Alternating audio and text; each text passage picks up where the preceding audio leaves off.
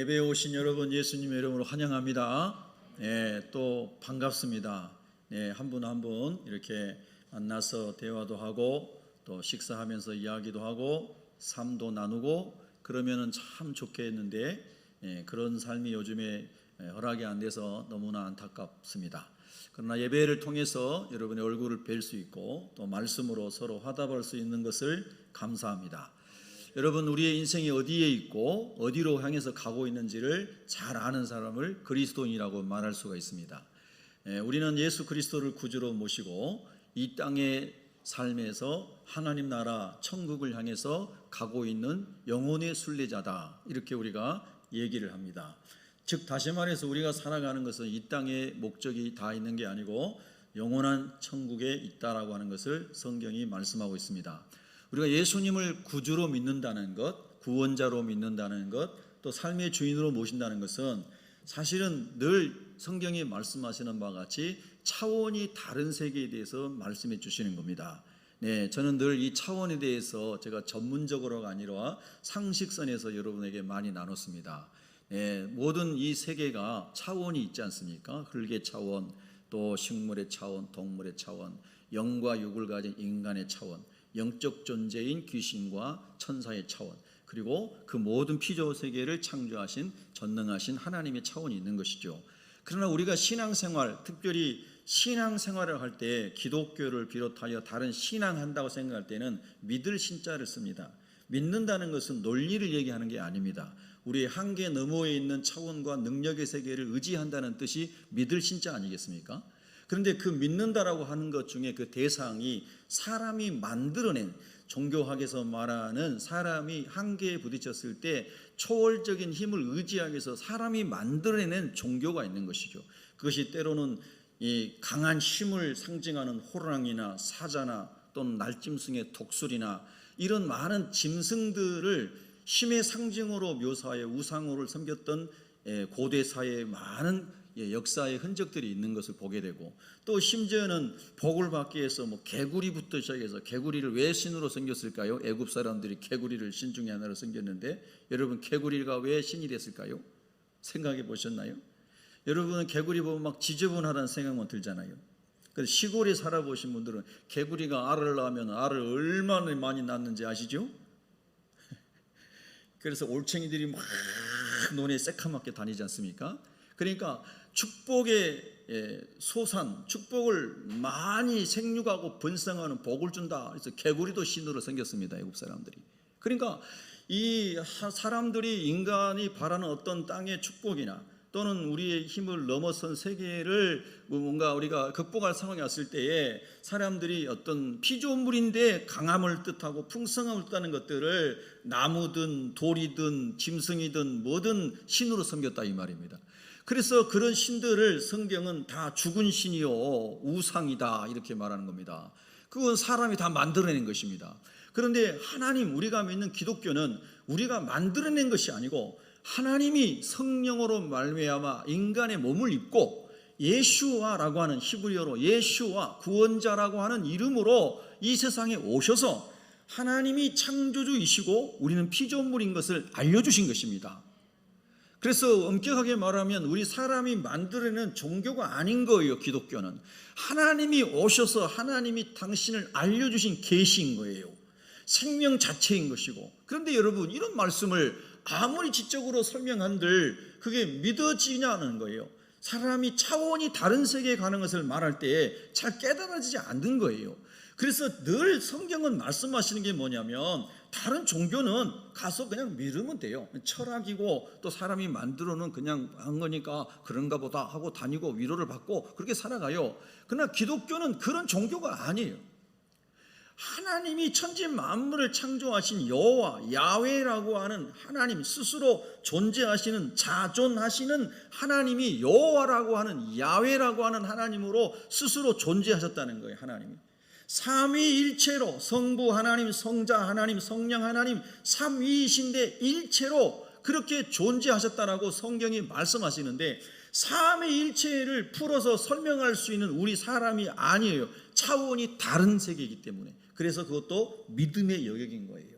하나님이 보여주시고 열어주시고 계시하신 대로 믿는 거예요, 우리는. 근데 그 믿는데 믿어서 어떻게 됐다는 거냐 했더니 그 믿음의 내용이 역사 속에 사건이 되었고 예수님을 통해서 현실이 되었고 예수를 구주로 모셔드린 그리스도인 속에 예수 이름과 성령의 능력으로 나타나는 것을 보게 됐다 이 말입니다. 그런 말씀들을 쫙 기록한 것이 성경 말씀인 거예요. 그래서 제가 오늘도 여러분에게 예수님을 만난 분도 계시고 종교인으로 온 분도 계시고 여러 가지 목적으로 교회를 오신 분도 있고 비대면으로 영상으로 예배드리는 분도 계실 수 있는데 정말 중요한 것은 우리가 성경에서 말씀하시는 정말 중요한 것은 하나님이 여호와 하나님이 창조주 되시고 모든 것을 창조하셨고 우리 인간이 타락한 이후에 우리를 죄에서 그리고 마침내 지옥 형벌을 받아 영원한 불심판 속에서 죽지 않고 고통을 받을 수밖에 없는 세상 표현으로 운명에 처해 있는 우리를 구원하시기 위해서 죄 없으신 하나님이 인간의 몸을 입고 이 땅에 오셔서 우리의 죄를 대신 다 담당하시고 십자가에서 대속제물 죄를 속량해 주시는 제물이 되셔서 그를 믿는 자마다 예수님이 십자가에 죽으신 죽음이 나의 죄를 다 용서해 주시기 위해서 죽은 죽음이라는 것을 믿는 자는 죄를 용서해 주시겠다고 하는 것이고 그리고 그 예수를 믿는 자는 지옥 형벌에서 건져지고 우리의 영혼이 영원한 존재로 이제 하나님 앞에 갔을 때에 영원한 하나님이 계시는 해분의 천국에 가는 그런 축복을 예수님 안에서 주신 것을 믿는 그것이 바로 우리 성도들인 것이죠. 우리 그리스도인인 거예요. 여러분 그런 성도들이 되었기를 바랍니다. 그런 그리스도인이 되었기를 바랍니다. 그래서 우리의 믿음의 결국은 이 땅의 삶을 살아가면서도 위로도 있고 평안도 있고 하나님이 도우심으로 여러 가지 은혜를 입고 살아가지만 궁극적 신앙의 목표는 우리의 영혼이 구원을 받음이라. 그렇게 사도 베드로가 말씀하신 거예요. 여러분 제가 코로나19 시대에 광야 42진을 시리즈로 묵상을 했고요. 그 끝난 다음에 마가복음 1장과 2장을 통해서 복음에 관한 메시지를 3번 했어요. 처음에 요한겔리온, 좋은 소식, 기쁜 소식, 복음에 대해서 말씀했어요. 복음을 들은 시몬이 베드로가 되는 과정을 설명했어요. 초자연적인 역사를 이루시는 예수님이 하나님이신 것을 보여주셨습니다 하고 예수님의 하나님의 자기 계시를 말씀했어요. 3번째 시간에. 마가복음서는 성경의 마태, 마가, 누가, 요한, 신약 성경의 첫 번째, 네 번째, 처음에 나오는 네 번째 책은 사복음서라고 그래요. 근데 그 중에 제일 먼저 쓴 기록이 마가복음이라고 그랬지요. 마가복음은 16장으로 되어 있어요. 근데 마가복음 1장부터 2장 우리가 3번 묵상하면서 복음에 대하여 변화된 사람에 대하여 예수님의 하나님 되신 자기 계시에 대하여 말씀을 나눴어요. 그리고 2장부터 계속해서 3장 4장 가면 마가복음에 계속 예수님이 치유하시는 사건이 나와요. 중풍병자를 이제 치유하시고 손 마른 사람을 치유하시고 다 이거 혈관에 갈게 된 질병이죠. 그런 걸 다 치유하셨어요. 그 다음에 귀신 들린 사람을 막 쫓아내고 그랬더니 사방에서 모든 각색 종류의 질병 걸린 사람이 다 찾아오는데 예수님이 그 치료하는 사람은 다 낫는 거예요. 그래서 예수님이 하나님이신 것을 보여주시는 거잖아요.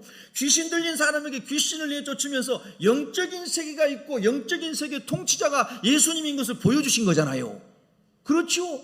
그래서 여러분 예수님이 하나님이신 것을 보여주신 거예요. 그래서 마가복음은 계속 치유 기사, 귀신 쫓는 기사가 계속해서 나와요. 근데 마태복음은 예수님의 제자인 마태가 기록한 것이에요. 성령의 감동으로 기록되어 있다고 그랬죠. 똑같이 마가나 마태나 누가나 요한이나 예수님과 함께 살고 음식을 먹고 전도가 가고 귀신 쫓고 3년 동안 공생의 사역에 동참했던 사람이에요. 똑같이 예수님의 사역을 봤던 제자들이 성령의 감동으로 마태, 마가, 누가, 요한복음, 사복음서를 기록했는데 공통적인 내용도 거기에 나오지만 그러나 이 복음서에는 없는데 이 복음서에만 있는 내용도 있죠. 왜 그럴까요? 여러분 우리가 오늘 또 똑같은 말씀을 듣는데 여러분이 하나님의 은혜로 영적인 귀가 열려 있다면 하나님이 각자에게 은혜를 주실 겁니다. 근데 은혜를 받는 포인트가 다를 수가 있어요. 사람들이 똑같은 본문을 가지고 큐티를 했는데 쉐어링하기 위해서 모여서 나눠보니까 우리 윤 집사님 오늘 본문에서 뭐 가지고 은혜 받았어요? 목사님 저는 이것 때문에 은혜를 받았어요. 아유, 천 집사님 어디서 은혜를 받았어요? 나는 여기서 받았어요. 조 집사님은요? 어더니 같은 부분도 있는데 또 다른 각자가 받은 은혜가 또 다른 거예요. 공통 분모도 있는데 분자들이 좀 틀려요. 위에 있는 게. 여러분 그렇죠? 사도들도 동일한 예수님의 기적과 표적을 봤는데 사도 요한의 기록에 의하면 하늘을 여러분 다 이게 종이를 삼고 바닷물을 먹물 삼아도 소위 말해 기록할 수 없을 정도로 예수님이 행하신 일이 어마어마한 거예요. 근데 성령의 감동으로 예수님이 하나님 되시고 예수님 믿음으로 구원을 받고 우리가 하나님의 자녀의 이 원리를 설명하고 우리에게 가르쳐주기 위해서 성령의 감동으로 복음서를 기록했는데 레이였던 마태가 기록한 마태복음서에는 마가복음서에 없는 말씀이 있어요. 그게 산상수훈이라는 거예요. 예수님께서 마태의 기록에 의하면 마태복음서는 28장까지 있는데 4장에서 예수님이 광야에서 40일 동안 금식하시고 3대 정욕을 이기시고 사탄의 유혹을 이기시고 성령으로 하나님 뜻을 이루기 위해서 행하시죠. 그리고 나서 5장, 6장, 7장이 산상수훈이에요. 산 위에서 하나님의 말씀을 가르쳤다 해서 산상수훈인데 여러분 주보에 그림 한 장 있잖아요. 그 그림 보면 저 고봉산이나 정발산보다 더 낮은 언덕 같은 곳이에요. 갈릴리 호수 옆에 있는. 그런데 거기서는 그 사람들은 그걸 산이라고 불렀으니까 거기서 예수님께서 이제 말씀을 팔복산이라고 하는 것에서 말씀을 전하시는데 여러분 주보의 사진에 보면 이렇게 갈릴리 호수 보이고 저 건너편에 마가단 지역이 이렇게 동네 마을이 이렇게 보여요. 막달라라는 지역이. 그렇게 주님께서 이제 말씀을 이렇게 이제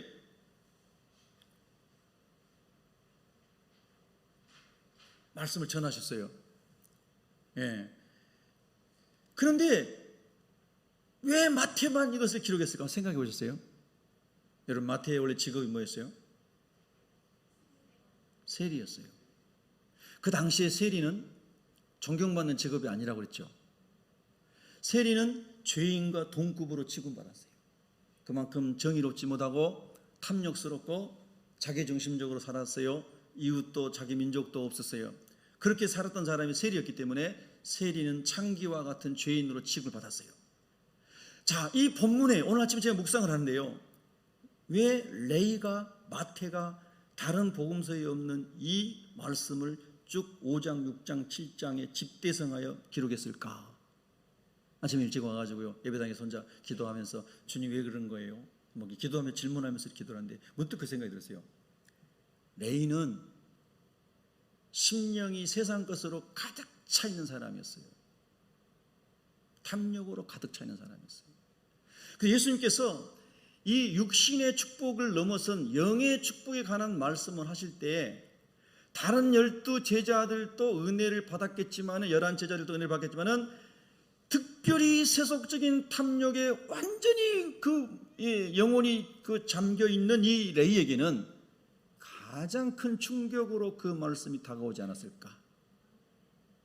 여러분 그렇잖아요. 우리가 하나님 말씀 들을 때 어떤 사람은 내가 가난 가운데 있을 때 하나님이 우리를 부욕케 하시려고 그리스도께서 우리를 죽으셨습니다. 땅의 풍성함과 영혼의 풍성함을 줬습니다. 우리가 영적으로 무너졌을 때, 음란으로 무너졌을 때, 도덕적으로 무너졌을 때 뭔가 무너졌는데 주님께서 바로 당신을 위하여 십자가에 죽으셨습니다. 주님이 고치지 못한 사람은 없습니다.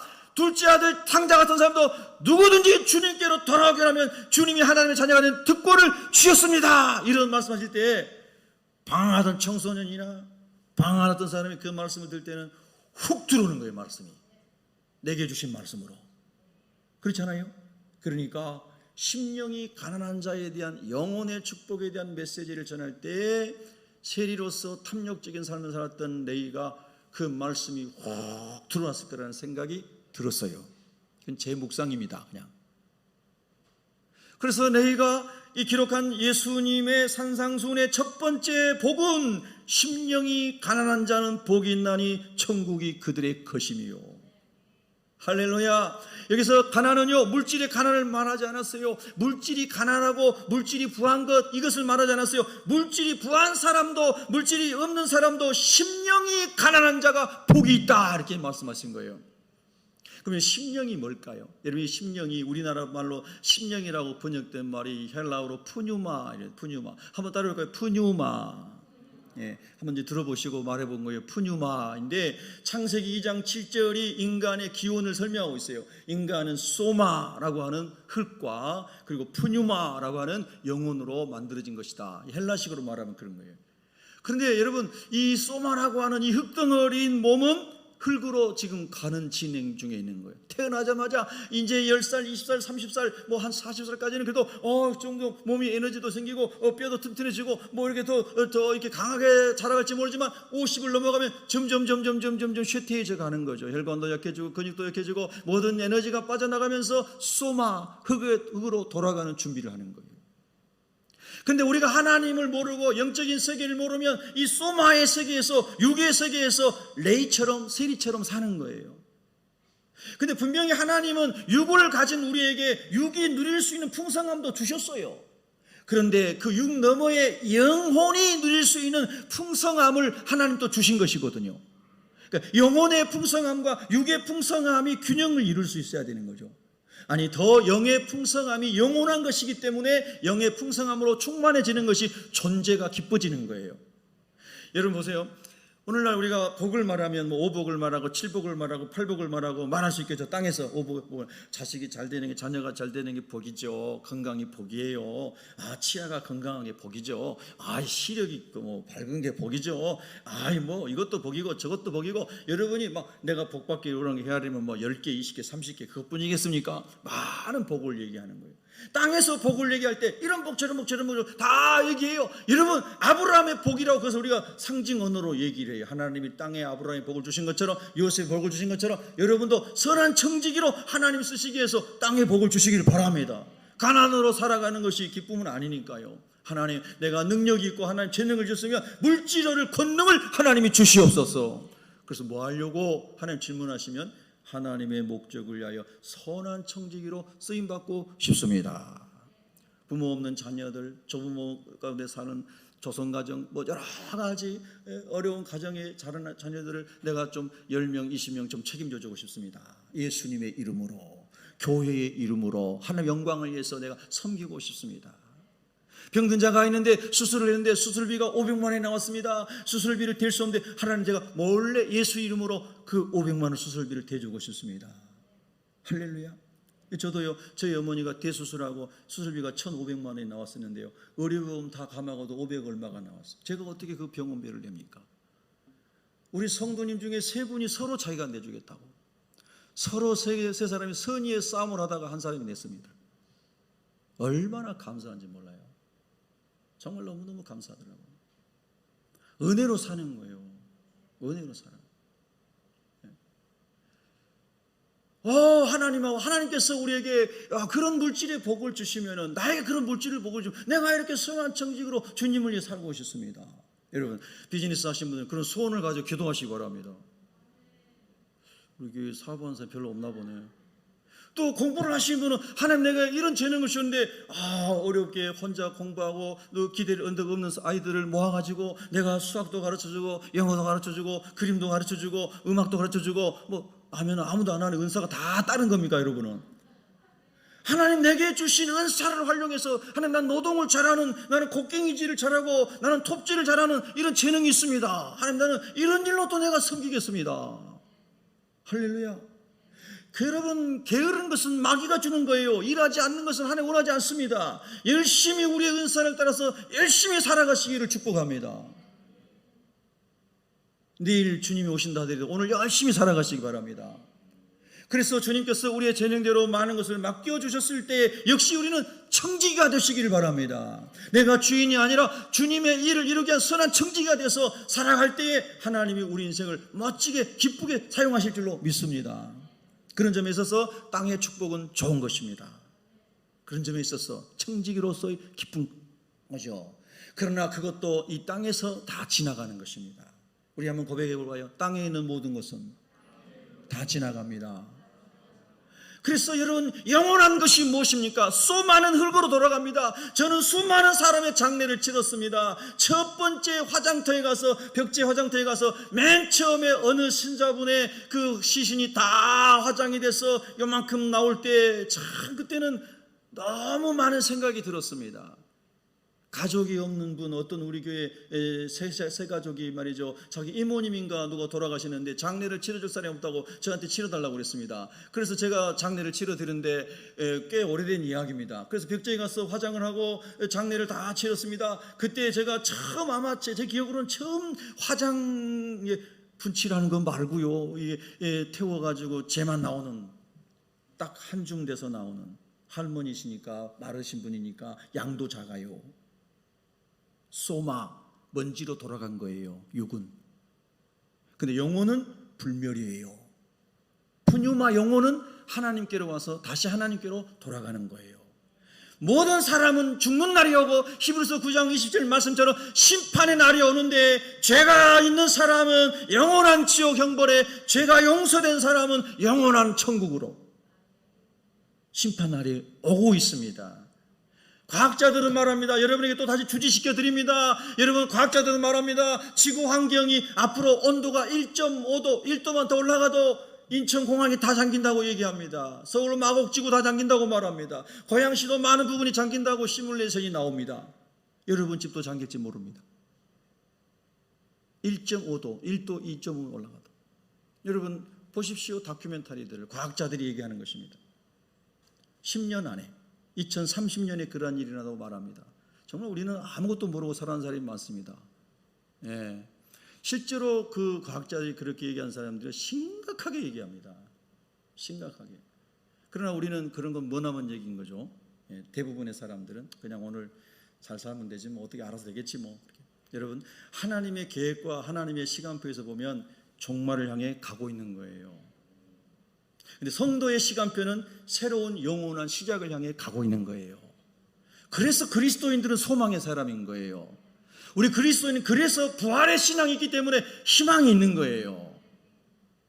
다 같이 물에 잠겨 침몰해도 우리의 영은 쏘마니까 물에 빠져 죽든 흙으로 들어가 죽든 어떻게 죽든 흙은 흙으로 돌아간다고 주님 말씀하셨잖아요. 우리 영혼은 천국으로 가게 되는 거예요. 예수 그리스도, 그분을 의지해서, 그분의 핏값이 우리의 죄를 용서하였으므로. 이게 다른 차원이에요. 다른 종교에서 말해주지 않아요. 철학에서 말해주지 않아요. 하나님이신 그분이 예수라는 이름으로, 구원자라는 이름으로 오셔서 그분이 하나님이신 것을 몸소 보여주신 것이 초자연적인 역사들을 통하여 제자들에게, 사람들에게 깨우쳐 주신 거예요. 그리고 예수님 승천하신 다음에 성령을, 보혜사 성령을 보내주셨는데, 예수님을 구주로 영접한 사람들 심령 속에 보이지 아니하는 그 하나님의 영이 우리 가운데 들어와서 영적인 존재인 우리 영을 만남으로 말미암아 말씀이 믿어지게 하는 거예요. 그럼 말씀이 체험되게 하는 거죠.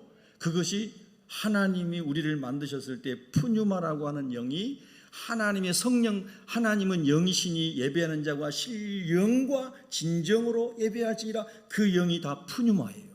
하나님의 성령이 우리의 영을 만나 터치할 때 믿음의 세계가 열리고 높은 차원의 영적인 세계로 우리가 들어가는 거예요. 그게 기독교의 놀라운 진리인 거예요. 다른 종교에는 없어요. 그건 사람이 만들어낸 거기 때문에. 여러분, 우리 예수 믿는 사람은요, 하나님 안에서 땅의 복을 받는 건 맞아요. 예수님 믿게 되면 소망이 생기잖아요. 남다른 주의 말씀이 내게 들으면 남다른 열심이 생기잖아요. 아멘? 앞으로 그럴 거니까 아멘 하세요. 체험하지 못한 사람은. 그러니까 하나님의 은혜가 입혀지면 놀라운 하나님의 역사를 경험하게 되죠. 그러나 그것보다 더 본질적인 것은 영혼의 문제예요. 그래서 예수님께서 땅의 사람들이 말하는 5복이나 6복이나 7복이나 사람들이 말하는 땅의 많은 복들은 그들이 많이 땅에서 들었던 것이고 세리마태도 많이 듣던 거예요. 주님 그런 말씀 안 하셨어요. 영혼의 복을 말씀하신 거예요. 영원한 복이고 영혼의 복을 말씀하신 거예요. 그래서 심령이 가난한 자, 이렇게 말씀하신 거예요. 물질이 가난한 자가 하는 거, 심령이 가난한 자를 말씀하신 거예요. 우리의 영혼이 가난한 자가 복이 있다. 그러면 이 말씀 속에 이중 의미가 있는 거예요.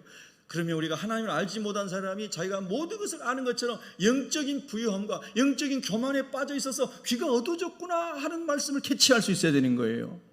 라오디게아 교회 성도들은 예수님을 만났지만 여전히 그들이 부요한 자라고 생각해서 교만함 가운데 있었잖아요. 근데 우리 주님이 안약을 바르고 믿음을 새롭게 해서 너희가 영적으로 이제 부유한 사람이 된다고 요한계시록 3장 17절 이하에 보면 그렇게 말씀하셨잖아요. 여러분, 오늘 이 말씀은 굉장히 중요한 말씀이에요. 예수님께서 오늘 말씀하신 이 복은 그래서 영혼이 하나님 앞에 복을 받는 것을 말해요. 심령이 하나님의 영으로 충만해지고 하나님으로 충만해지는 그 복을 말하는 것이거든요. 여러분, 여기서 우리가 조금 다른 말로 하면 존재의 복을 말하는 거예요. 우리가 살아가면서 대부분 뭔가를 얻기 위해서 사람들이 살아가고 그 얻었을 때 복을 받았다고 얘기해요. 지식을 얻었다, 물질을 얻었다, 지위를 얻었다, 영광을 얻었다, 뭘 얻었다, 이게 다 to have예요. 뭐를 가지게 됐다. 그래서 내가 이런 복을 받았다, 나 해피니스하다, 행복하다 이렇게 얘기해요. 근데 여러분, 성경에서 말하는 여기 복이 있다고 하는 이 복은요, 해피니스가 아니에요. 이 복은 blessed예요. 하나님이 주시는 복을 말해요. 우리가 육의 것을 누리면서 우리가 행복하다 말하는 이런 해피가 아니에요. 하나님께서 하나님의 영으로 우리 영에게 만족을 주시는 복이에요. 그래서 bless예요. God bless you 그러지 God bless you 이러지 않으잖아요. God bless you예요. 하나님 우리에게 주신 복을 말하는 거예요. 영혼의 복이에요. 할렐루야. 그래서 이건 굉장히 중요해요. 존재의 복이에요. 상태의 복이에요. 내 인격의 복이에요. 이걸 다른 말로 하면 하나님의 성품이 그리스도 예수 안에서 성령으로 하는 말씀으로 새롭게 되어 변화되어 하나님의 자녀로 회복되는 복이에요. 그게 존재의 복인 거예요. 저는 저 자신과 우리 새벽교회 성도들이 어디 가가지고 어디 교회 다녀요? 새벽교회 다녀요. 새벽교회 다녀서 뭐가 좋아요? 말씀을 통해서 뭘 배웠어요? 이런 말, 난 들은 거 없어요. 이런 말 하지 않기를 바라고. 정말 나는 새벽교회 다니면서 저 길을 가면서도 기도해요. 하나님, 저와 우리 새벽교회 성도들은 이런 영혼의 실체인 이 존재가 하나님 형상을 회복하는 이 복을 받게 해주십시오. 그래서 여러분이 가까이 가서는 집에 가서도 아들이 보든 딸이 보든 우리 아버지는 성실한 아버지고 우리 아버지는 열심히 일하는 사람이고 우리 아버지는 모범이 되는 사람이고 우리 어머니 이런 사람이고 영적으로 아주 예수님 성품으로 가득한 사람이고 이렇게 가정에서도 인정받게 하시고 직장에서도 인정받게 하시고 교회에서는 그 은혜가 더욱 충만해지게 하여 주시옵소서. 할렐루야. 막 방언을 하고 예언을 하고 기적이 일어나는데 집에 가서 막 욕을 한다거나 뭐 사람들 만나가지고 화를 막 낸다거나 은혜를 다 쏟아버리는 거예요. 그 사람에 의해서 어떠한 그런 것이 일어난다 할지라도 그 삶 속에 그리스도의 형상이 드러나지 않으면 사람들이 그 사람을 존중하지 않을 거 아니에요. 그래서 주님 말씀하신 거예요. 마태복음 5장 13절 이하에서 너희가 세상에서는 소금이 되라. 너희가 빛이 되라. 할렐루야. 그 소금과 빛이 되는 것의 핵심은요, 너희의 존재가, 너희의 심령이, 너희의 상태가 그리스도의 영이 임하여 그리스도의 마음이 임하여 그리스도의 성품으로 회복되도록 하여라, 그 말씀인 거죠.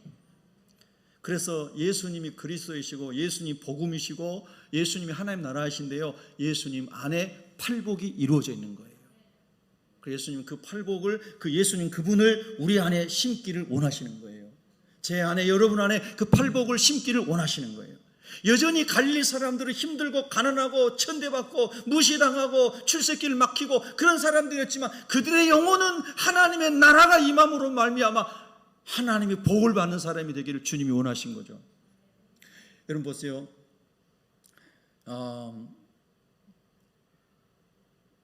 이 레이라고 하는 사람이, 마태라고 하는 사람이 그런 육체의 정력을 추구하던 사람에서 이 예수님을 따라다니면서 이 엄청난 세계를 맛보고 다른 차원을 맛보고 또 주님 안에 있는 그런 놀라운 주님의 마음들을 경험하기 시작하는 거죠. 그러면 성령이 임할 때에 그것이 깨달아지고 체험이 되기 시작하는 거예요.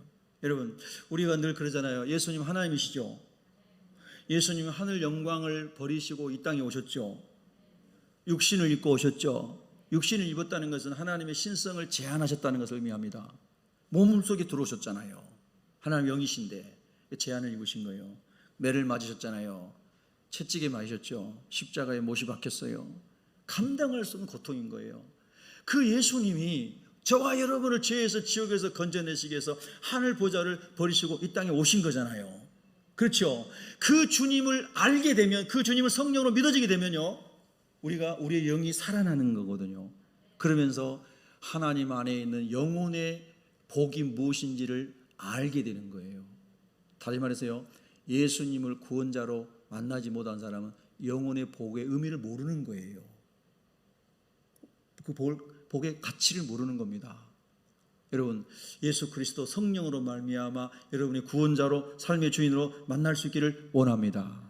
여러분 보세요. 우리가 이제 대학교 다닐 때 여러분 이제 일반 대학에서는 CCC라고 하는 선교 단체들이 있었죠. CCC, 캠퍼스 크루세이드 포 크라이스트. 모든 그 대학생들을 십자가 공병으로 만들겠다. 이제 그런 뜻이에요, CCC가. 근데 여러분 그 CCC의 사역리를 보면은 하트가 있고 그 안에 의자가 있잖아요. 의자 있어요. 그 의자 안에, 의자 위에 누가 계세요? 예수님이 딱 앉아 계시고, 의자 밑에 누가 있어요? 예수님 영접한 사람이 딱 있는 거예요. 이렇게. 그리고 예수님이 내 마음의 왕자의, 내 삶의 주인의 예수님 모셔드렸습니다. 예수 영접한 사람이에요. 그리고 예수님 말씀하세요. 의자 밑에 예수 믿는 사람이 앉아가지고 예수님 말씀하세요. 주님 말씀을 제가 순종하겠습니다. 이 그림이 뭐예요? 예수님을 내 인생의 구원자로, 삶의 주인으로 모신 사람의 그림이에요. 그래서 나의 죄를 용서하실 분은 나를 위해 대속 제물 되시고 부활하심으로 생명의 역사를 증명해 주신 예수님 외에는 없습니다. 그러면 예수님만이 나의 구원자가 되십니다. 세이비어이십니다. 구원자입니다. 이 고백과 함께 그러므로 동시에 주님이 나의 삶의 주인이십니다. 로드십, 예수님 나의 주인입니다. 마이 로드입니다. 그걸 고백하는 거예요. 두 가지를 고백하는 겁니다. 그래서 저와 여러분이 예수님을 구주로 만났다면 마음의 보좌에 누가 앉아 있어요? 김주사님이? 박지사님이? 아니죠. 예수님이 여기 모셔져 있어야 되는 거예요. 그러면 저와 여러분은 그 보좌 밑에서, 의자 밑에서 주님 말씀하세요. 우리 한번 손 이렇게 한번 볼까요? 손 이렇게, 이미지 이건 굉장히 오래 갑니다. 자, 주님 말씀하세요.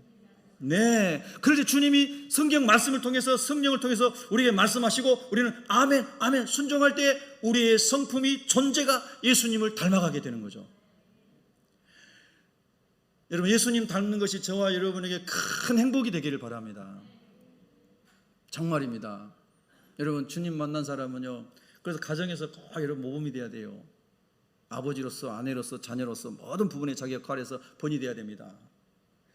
그리고 사회생활할 때도 반드시 그렇게 돼야 됩니다. 여러분 그렇게 기도하시기 바랍니다. 그래서 빛과 소금이 되어야 돼요. 여러분 이런 말씀이 우리의 삶이 되면 정말 축복입니다. 여러분이 운동을 가시든 뭘 하시든 간에 가는 곳마다 여러분이 예수님의 빛이 드러나고 소금이 드러난다고 얼마나 하나님 기뻐하시겠습니까? 그 여러분 주변 사람들이 얼마나 행복해 하겠습니까? 할렐루야. 너무 놀라운 거예요. 예. 그래서 여러분 이 심령의 복은 이 존재가 하나님 형상으로 채워지는, 예수님으로 채워지는 이 복을 말씀하고 있다는 것을 알게 되는데요. 심령이 가난하다는 것은 하나님을 만나게 되면 하나님 안에서 내가 얼마나 연약하고 죄인이고 부끄러운 거 하는 것이 드러나기 때문에요. 가난한 심령이 될 수밖에 없는 거예요. 예? 제가 예를 들었잖아요. 좀 똑똑한 사람이 있어요. 여러분이 똑똑하다고 생각해 보세요. 근데 어떤 사람을 만났더니 그 사람은 더 똑똑한 천재인 거예요. 그러면 내가 지식 자랑하려고 했다가 어이구 부끄러워 그러고 말이 쏙 들어가 버려요. 입에서도 내가 한 1,000억 정도 가지고 있어. 야 내가 부자야 하고 와서 좀 돈 자랑하려 했더니 100조 가지고 있는 사람이 딱 있는 거예요. 할 말이 없어요. 아이고 저 사람은 1,000조 가지고 있네. 할 말이 없어요. 야 내가 이 정도 이런 사람인데 하고 이제 내가 이렇게 건강한 사람이야. 내가 평생에 팔씨름에서 쳐본 적이 없어. 막 이런 사람 있죠. 그러면서 해보자 그러는데 했더니 자기 3초도 못하고 진 거예요. 그럼 나중에 힘자랑 못해요. 여러분 인간 사에서도 그래요. 그런데 하나님은 창조주이신 거예요. 하나님은 거룩하세요. 하나님은 완전하세요. 하나님은 완전한 사랑이세요. 그 하나님을 만나게 되면 모든 사람이 낮아져요. 가난해져요. 나의 부요함과 높아짐이 다 없어져요. 다 부끄러울 뿐이에요. 내가 하나님으로도 채워져야 됐다는 영적인 갈망이 더 솟아오르게 돼요. 심령이 가난한 사람 가운데는 하나님을 깊이 보고 만난 사람 가운데는 그렇게 완전히 내가 없어지고 낮아질 뿐만 아니라 하나님을 알기 원하는, 닮기 원하는 열망이 막 일어나는 것이 하나님이 하시는 일이에요. 심령의 가난함이에요. 여러분 보세요. 여러분 성경에 보면은 그런 분들이 있어요. 이사야 6장 5절을 보면 이사야 선지자가 나라의 위기 때 우시야 왕 때 나라가 굉장히 어려운데요, 성전에 가서 이제 기도하다가 하나님의 천사를 경험하고 하나님의 영광 임재를 경험하게 돼요. 그때 이사야가 화로다 나여 망하게 되었도다 그래요. 저주받게 되었다. 내가 하나님 이렇게 부정하고 입술이 부정한 사람으로서 하나님의 영광을 보게 되었다. 화로다 저주받게 되었다. 내가 망하게 되었다. 이렇게 말하는 거예요. 그 전에 이사야가 다른 사람들과 비교해가지고 내가 얼마나 성경도 많이 알고 주님을 위해서 얼마나 열심히 일하는데 예배당에 나와도 태도가 아주 바르지 못하고 경건하지 못하고 두렵고 떨림으로 하나님 앞에 나오지 않고 막 교만하고 이런 자세를 가지고 있는 사람들 이런 사람들이 있어요. 그런데 하나님의 영광을 목도하면요 얼마나 이게 추악하고 더럽고 교만한 것인지 자기가 알게 되는 거예요. 그래서 하나님께서 꼬꾸라지는 겁니다. 내 의가 아무것도 없다는 것을 알게 되는 거예요. 그래서 하나님의 임재를 깊이 경험할수록 심령이 다 가난해지는 거죠. 이사야가 그랬어요. 사도 바울도 그랬어요. 사도 바울은 천국을 갔다 온 사람이에요. 사도 바울이 기도하면 온갖 병자가 다 낫고요. 사도 바울의 손수건 그림자만 이렇게 지나가고 갖다 놔도 환자가 나을 정도로 엄청난 하나님의 초자연적인 역사가 일어났던 사람이에요. 근데 사도 바울이 뭐라고 그랬어요? 오호라 나는 공고한 사람이로다. 이 사망의 몸에서 누가 나를 건져내랴. 그러면서 인간의 연약함과 부패함과 자기 속에 있는 죄악을 고백하는 거예요. 그것이 인간이에요. 근데 그 인간인 우리가 하나님의 영광과 거룩함 앞에 딱 서게 되면 한없이 비천한 우리를 발견하기 때문에 심령이 가난해지는 거예요. 그 심령이 이제 하나님의 은혜를 받을 준비가 됐고 그 가난한 심령에게 하나님의 은혜를 주시고 겸손한 심령에 은혜를 주시기 때문에 복 있는 사람이 되는 거예요.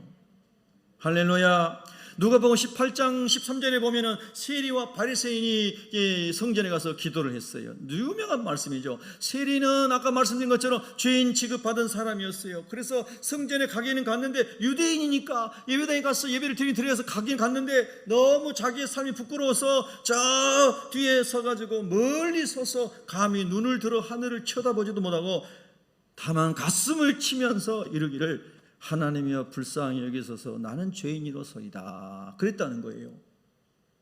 근데 바리새인은 그 말 그대로 바리사이 다른 사람과 세리와 창기들과 달리 나는 거룩하고 율법을 지키고 근치와 회양의 11조를 드리고 그리고 금식을 일주일에 3번씩 금식하고 나는 이렇게 절기를 지키고 나는 이렇게 거룩하게 살았습니다. 나는 저 세리와 창녀들과 같지 않습니다. 하나님 나의 이 잘난 것을 받아주시옵소서. 이런 식으로 기도를 했어요. 그리고 예수님 뭐라고 말씀했어요? 바리새인의 기도는 하나님 듣지 않으시고 세리의 기도를 주님이 들으셨다는 거예요. 이걸 뭘 말씀합니까? 우리 인간이 비교할 때는 저 사람이 좀 더 헌신했고 저 사람 좀 기도 많이 했고 저 사람 좀 더 뭐 한 것 같고 이렇게 보일지 모르지만 하나님이 보실 때에는 여전히 주님의 보혈과 주님의 은혜 옷이 없으면 우리 다 죄인일 뿐이에요. 50보 100보예요. 아멘. 할렐루야. 그래서 우리에게 늘 하나님의 영광을 하나님의 사랑을 경험한 성도는 거듭난 성도는 항상 영혼이 가난할 수밖에 없어요. 여러분이 누군가를 위해서 전 재산을 내어줬어요. 선교하기 위해서 선교지에 신학교도 세우고 교회도 40개 50개 개척하고 여러분이 번 재정을 가지고 그렇게 하고 또 우리 교회 예배당 짓는데 여러분이 여러분 집을 팔아가지고 다 헌금하고 여러분은 어디요 컨테이너가 살면서 교회에다 집 팔아서 헌금하고 이런 분이 있습니까? 그런 분이 옛날에는 있었거든요. 네, 우리 부모들도 다 그렇게 살았고요. 네, 저도 개척에서부터 모든 거 다 하나님께 바쳤고요. 손목시계 반지까지 애들 돌반지까지. 그래봐야 하나님 보실 때는 아무것도 아닌 거예요. 그러니까 우리가 하나님 앞에 뭔가를 했다고 생각할 때 자기 의에 붙잡히기 쉽다는 거예요. 바리새인화 되기 쉽다는 거예요. 근데 하나님이신 그분이 하늘 보좌를 버리고 나 같은 죄인을 위해서 이 땅에 오셔서 십자가에 못 박혀 죽으시는 그 하나님의 사랑을 생각해 보면 나를 향한 하나님의 헌신과 희생과 모든 것을 드린 것을 생각해 보면 저와 여러분에게는 아무것도 하나님께 드린 게 없는 거예요. 그러니까 심령이 가난할 수밖에 없는 거예요. 하나님, 나는 하나님의 사랑을 억만 셀 수 없이 받았는데 나는 억만분의 1도 못 갚았나이다. 그래서 사도 바울이 유명한 말이죠. 나는 은혜의 빚진 자입니다. 그러나 하나님께만 빚진 게 아니고 유대인에게도 이방인에게도 모든 사람에게 내가 다 빚진 자입니다. 하나님의 사랑을 깨달을 때 내가 하나님의 사랑의 빚진 자인 것을 고백하게 되는 거예요. 아멘. 그 하나님의 사랑을 깊이 깨달을 때 내가 헌신한 헌신이 아무것도 아니고 먼지 같은 것이라는 것을 생각하면서 심령이 가난해지는 거예요. 은혜를 깊이 알수록, 하나님의 사랑을 깊이 깨달을수록 저와 여러분의 심령은 가난해질 수밖에 없어요. 그리고 더 큰 하나님의 은혜를 구할 수밖에 없어요. 저는 우리 성도님들 또 저 자신이요, 제가 강단을 내려가도 가정에 가도 어디 가도 제가 전한 설교대로 살 수 있다면 얼마나 좋겠습니까? 하나님 정말 그런 마음을 부어주시기를 원합니다. 그래서 여러분이 가정에서 사회생활하면서 교회에서 만날 때마다 이 가난한 심령으로 만나고 가난한 심령으로 부부간에 대하고 가난한 심령으로 직장에 살아가면요, 하나님의 나라를 경험하게 되는 거예요. 하나님의 나라는 하나님이 통치하신 나라고, 하나님의 나라는 사랑의 나라고, 하나님의 나라는 의의 나라고, 하나님의 나라는 평강의 나라고, 하나님의 나라는 희락의 나라고, 성경에 나오는 많은 말씀들이 그 내가 가난한 심령이 됐을 때 성령이 우리 안에 오셔서 그 나라를 맛보게 하시는 거예요. 여러분, 주보에 제가 올려드리는데요, 헤븐이라고 하는 것은 장소적 개념이죠. 하나님이 하늘 어디 보좌의 공간에 하나님이 거하시는 초소. 그래서 영문부터 스스로 자존하시는 하나님이 천군 천사의 찬양과 예배와 경배를 받으시면서 거하시는 그 초소가 헤븐이죠. 근데 하나님의 나라는 하나님의 통치가 이루어지는 곳이 하나님 나라죠. 그래서 그 헤븐도 하나님 나라예요. 그런데 그 하나님을, 예수님을 삶의 주인으로 모시고 예수님 말씀 순종해 살아가고 있다면 우리 안에도 그 하나님의 통치가 이루어지고 있기 때문에 하나님의 나라는 너희 안에 있느니라, 이렇게 주님이 또 말씀하신 거예요. 아멘. 또 어떤 사람들은요, 아주 성경을 잘못 해석한 사람들은 하나님의 나라는 사람 마음에 있는 것이지 천국은 없는 것이다, 또 이렇게 가르치는 이상한 사람들이 있어요.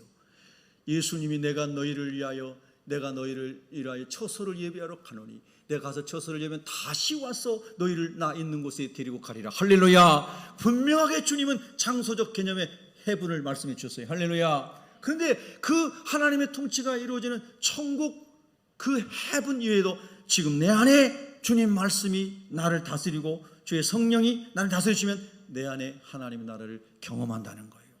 하나님 나라는 미래적 하나님 나라이면서 동시에 하나님 나라는 현세적 나라로 오늘 제 안에서, 여러분 안에서 누리게 하신다는 거잖아요. 할렐루야. 여러분, 복음이 주님 안에서 여러분의 성령의 도심으로 잘 깨달아지고 믿어질 수 있는 은혜가 있기를 바랍니다. 할렐루야.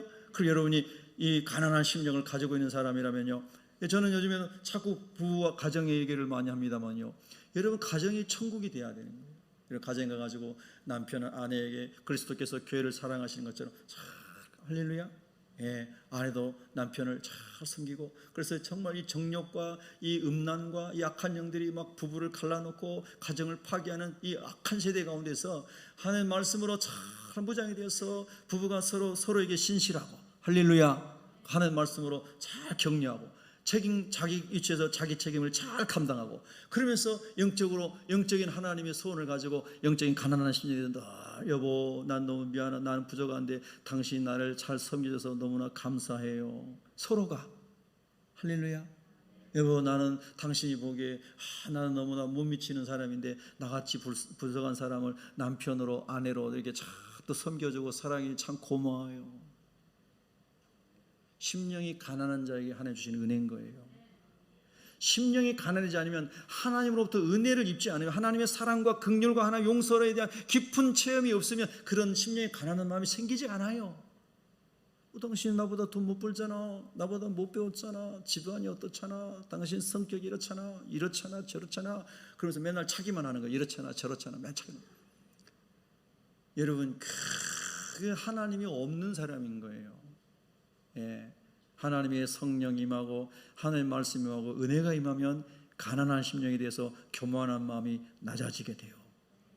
사사기 6장 15절에 보면요, 하나님이 이스라엘 백성을 구원하시기 위해서 기드온이라는 사람을 사사로 하나님이 이제 쓰시는 거예요. 구원자 역할을 쓰시는 거예요. 나라를 위기에서 건져내기 위해서요. 그때 기드온이 뭐라고 얘기하냐면요, 그러나 기드온이 그에게 대답하되, 오 주여, 내가 무엇으로 이스라엘을 구원하리이까? 보소서, 나의 집은 므낫세 중에 극히 약하고 나는 내 아버지 집에서 가장 작은 자니이다 이렇게 말하거든요. 근데 여러분 아시다시피 므낫세와 에브라임은 요셉의 아들이에요. 므낫세라고 하는 사람은 땅을 엄청나게 그 지파는 넓게 받았어요. 요단 동편에서요 가나안 땅을 정복하기 전에 땅을 크게 받았고요, 가나안 땅을 정복한 다음에 또 가나안 땅 안에 큰 땅을 받았어요, 므낫세 지파는. 그리고 그 형제인 에브라임도 큰 땅을 받았어요. 그래서 아주 큰 가문을 이뤘어요. 그런데 여러분 그 정도면 자랑할 만하잖아요. 우리는 대대로 의사 집안입니다, 대대로 사업가 집안입니다, 대대로 뭔 집안입니다. 세상 사람들이 그런 자랑하잖아요. 근데요 므낫세는 뭐라고 말합니까? 극히 약하고 나는 내 아버지 집에서도 가장 작은 자니이다. 하나님은 이렇게 영혼이 가난한 자를 쓰시는 거예요. 할렐루야, 아멘. 또 하나 있어요. 여러분 심령이 가난한 사람은요 자기를 낮아지고 겸손해지고 이럴 뿐만 아니라 주님을 의지하는 사람이 됩니다. 내가 연약하고 부족하고 하기 때문에 더 주님을 의지하게 되는 거예요. 여러분 우리가 이런 거 오해하지 말아야 되는데요, 모든 걸 주님께 맡기세요 이런 말 하면요 사람들이 주님이 다 알아서 해주니까요, 나 일 안 해도 돼요, 나 공부 안 해도 돼요, 뭐 안 해도. 천만의 말씀인 거예요. 하나님이 언제 그렇게 하라고 했어요? 하나님이 일하시니 나도 일한다, 아버지께서 일하시니 나도 일한다. 주님 말씀하신 것처럼 학생은 자기 능력과 열심히 공부하고, 우리 일하는 사람들 열심히 일하고, 목회하는 사람들 열심히 목회하고. 할렐루야. 그런데 내 능력과 내 힘으로 할 수 있습니다가 아니라 하나님이 내게 지혜를 주시고 재능을 주시고 건강을 주시고 환경을 다스리시는 하나님께서 나와 함께 하실 때에 주님께서 주님의 일을 이룰 줄로 믿습니다. 하나님을 신뢰함으로 나의 모든 것이 하나님으로부터고 하나님께 속하였음을 고백하면서 하나님을 의지하는 그 마음이 하나님께 맡기고 믿음으로 살아갑니다라고 하는 표현이 되지 않겠습니까? 여러분 보세요. 성경에 보면요, 누가복음 5장에 베드로가 물고기를 잡았는데 밤새도록 그 물질인데 한 마리도 못 잡았습니다. 여러분 하루 종일 낚시했는데 한 마리도 못 잡았을 때 여러분 그 마음이 어떤 줄 아세요? 그거 경험해 본 사람 있어요? 한번 손 들어보세요. 우리 교회는 주사님 오셨어요?